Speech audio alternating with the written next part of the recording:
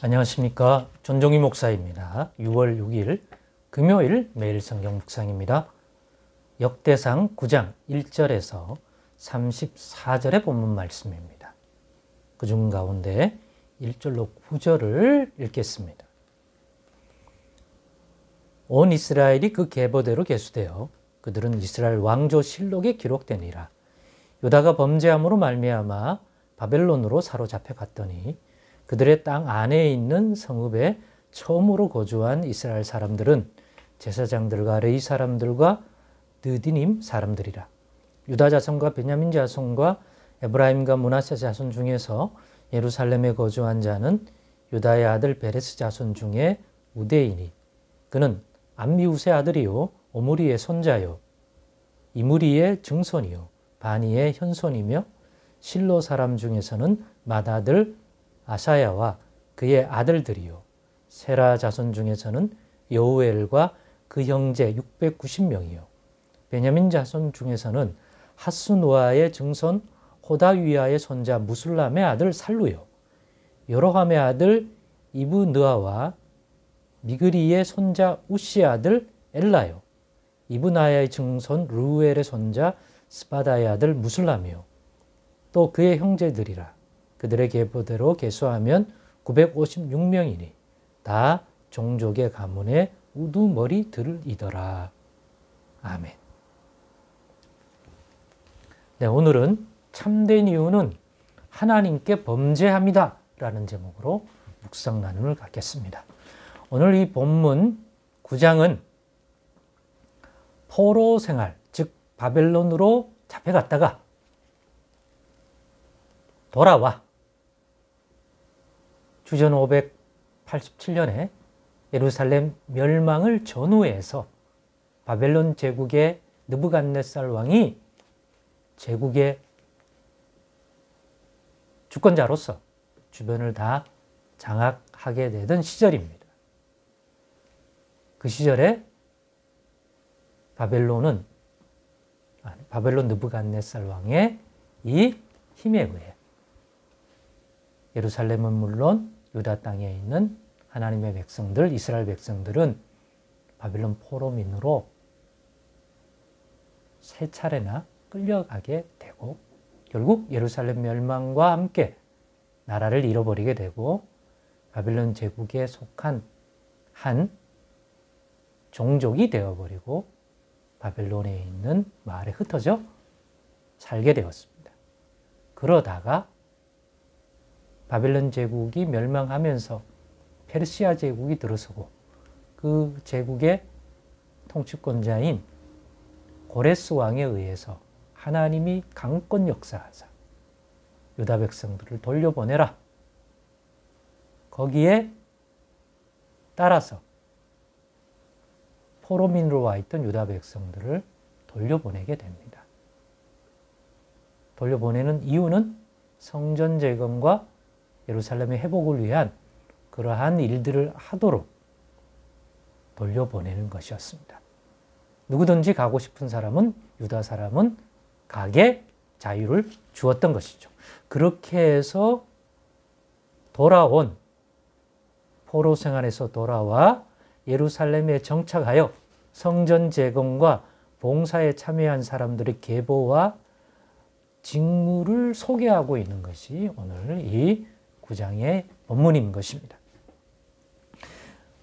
그러면서 묵상을 하게 되는 것은 일반 세계사를 보면 이 유다 왕국, 이스라엘의 유다 왕국이 멸망은 바벨론 제국의 느부갓네살 왕 때문에 이루어진 것이고 바벨론 포로 잡혀간 이유도 그 힘이 세져서 그 힘을 당할 수 없기 때문에 결국 포로로 끌려가게 된 것이라고 말합니다. 하지만 성경은 그 이유가, 그 본질적 이유가 다른 데 있다. 더 근원적 이유가 있다. 그것이 뭡니까? 유다가 범죄했기 때문이다. 어떤 범죄요? 하나님께 대하여 죄를 범했기 때문이다. 하나님이 그 땅, 주신 땅에서 행하면 그것이 죄가 되어 필경 쫓겨나리라고 했던 그 말씀대로 맺은 언약의 말씀, 너희는 이렇게 살아가라고 주셨던 그 율법과 그 계명들을 어김으로 말미암아 각종 우상 숭배를 비롯해서 하나님의 말씀을 외면하고 육신대로 살다가 결국 때가 참에 바벨론의 느부갓네살 왕을 막대기로 사용하여 심판의 막대기로 사용하여 그 일을 행하셨다는 것이 성경이 말하는 또 본질적인 또 근원적인 예루살렘의 멸망이요 바벨론 포로로 잡혀가게 된 이유인 것입니다. 그래서 오늘 본문 9장 1절에서도 온 이스라엘이 그 계보대로 계수되어 그들은 이스라엘 왕조실록에 기록되니라. 유다가 범죄함으로 말미암아 바벨론으로 사로잡혀 갔더니 라고 얘기하는 거죠. 그런 의미에서 하나님의 백성이 하나님이 주신 것들 또 주신다고 했던 것들을 온전히 누리지 못하는 이유도 본질적으로 같다. 인간적으로 세상적인 관점으로 보면 여러 가지 이유를 다양하게 찾을 수 있겠지만 성경은 그 이유는 하나님의 백성이 하나님께 범죄함으로 인하여 누리지 못하고 심판과 일종의 책망의 손길로서 그런 일들이 주어졌다는 거죠.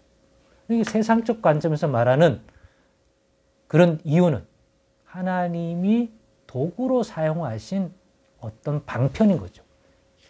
하나님의 백성의 죄악에 대한 보응된 형벌을 주기 위한 하나의 환경과 도구로서 말입니다.